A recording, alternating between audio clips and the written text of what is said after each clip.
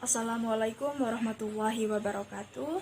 Di sini saya akan menjelaskan materi pembahasan tentang alat atau media pendidikan pada bagian subbab definisi alat atau media pendidikan dan jenisnya dalam perspektif Islam. Untuk definisinya sendiri, kata media itu berasal dari bahasa Latin dan ia merupakan bentuk jamak dari kata medium.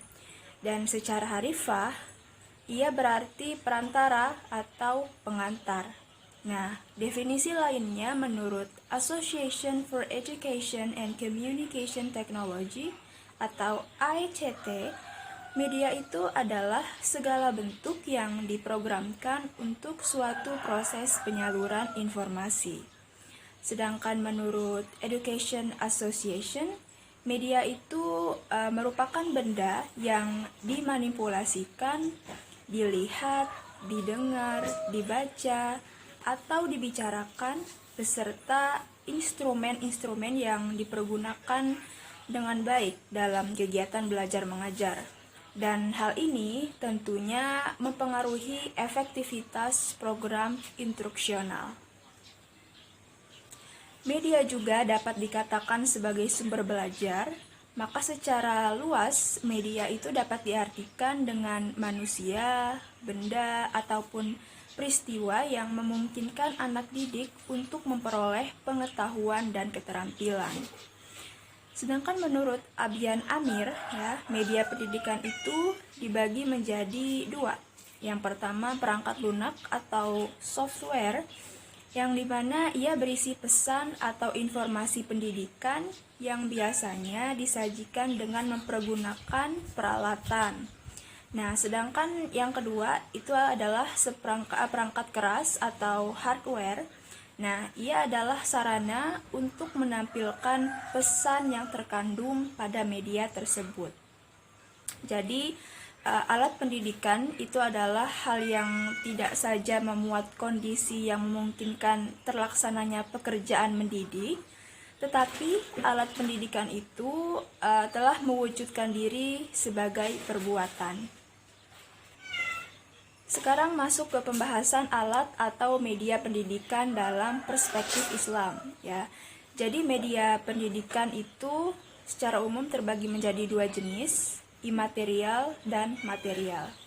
Nah, jenis pendidikan imaterial yang pertama ialah keteladanan. Hal ini dikarenakan secara umum manusia itu memerlukan figur identifikasi atau biasa disebut uswah al-hasanah yang dapat membimbing manusia ke arah kebenaran. Untuk memenuhi keinginan tersebut, maka Allah Subhanahu wa taala mengutus Nabi dan Rasul Muhammad SAW menjadi teladan bagi manusia. Kemudian manusia diperintahkan untuk mengikuti Rasul, di antaranya memberikan teladan yang baik. Dalam hal ini juga Rasulullah SAW juga memberikan teladan yang baik kepada umatnya. Firman Allah Subhanahu wa taala dalam surah Al-Ahzab ayat ke-21 yang berbunyi, sesungguhnya telah ada pada diri Rasulullah itu suri teladan yang baik bagimu, yaitu bagi orang yang mengharap rahmat Allah dan kedatangan hari kiamat. Dan dia banyak menyebut Allah. Quran surah Al-Ahzab ayat ke-21. Keteladanan dengan kata lain dapat menjadi media pendidikan. Pendidik melakukan sifat teladan yang berguna sebagai contoh dan pedoman untuk diikuti oleh peserta didik. Selanjutnya yaitu pentingnya media pendidikan.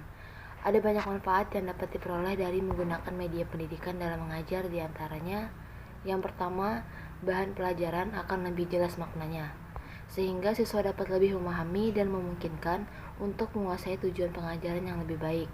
Yang kedua, metode mengajar akan lebih bervariasi, tidak semata-mata melalui komunikasi verbal saja, tetapi juga melakukan aktivitas lain seperti mengamati, melakukan, mendemonstrasikan, dan sebagainya, sehingga siswa tidak bosan dalam menerima materi. Yang ketiga, keberadaan media pendidikan sangat mempengaruhi ketercapaian tujuan pembelajaran. Nah, proses pembelajaran cenderung tidak efektif dan efisien apabila tidak adanya media yang menunjang pembelajaran.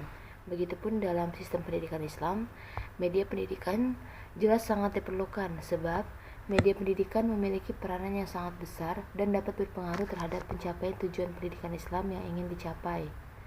Abu Bakar Muhammad berpendapat bahwa kegunaan media pendidikan itu antara lain ialah yang pertama, mampu mengatasi kesulitan-kesulitan dan memperjelas materi pelajaran yang sulit. Yang kedua, mampu mempermudah pemahaman dan menjadikan pelajaran lebih hidup dan menarik.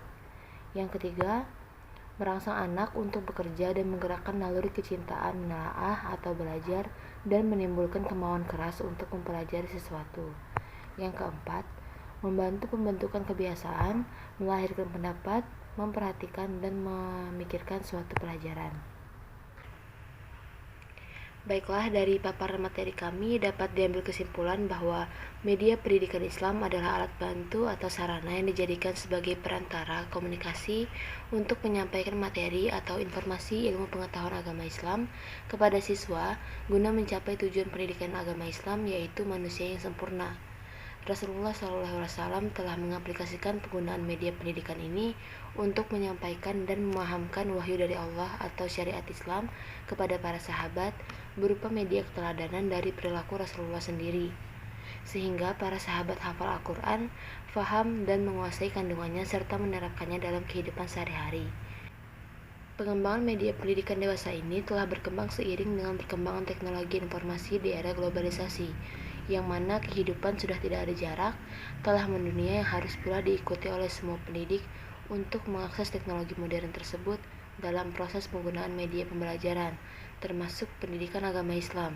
Media pendidikan pada masa Rasulullah masih dapat dilaksanakan oleh guru pendidikan agama Islam sampai sekarang dengan dikolaborasikan oleh perkembangan media pendidikan kontemporer antara lain berupa grafik, bagan, tulisan, poster, peta, globe, dan ada juga yang diproyeksikan dalam bentuk video, audio, film, PowerPoint, dan lain-lain yang berisi materi dan nuansa keislaman. Media pendidikan sangat penting dilaksanakan dalam proses pembelajaran pendidikan agama Islam untuk memudahkan memahamkan materi pendidikan dalam rangka mencapai tujuan pendidikan Islam. Sekian yang dapat disampaikan oleh kelompok kami. Mohon maaf apabila ada salah kata atau perbuatan. Terima kasih. Wassalamualaikum warahmatullahi wabarakatuh.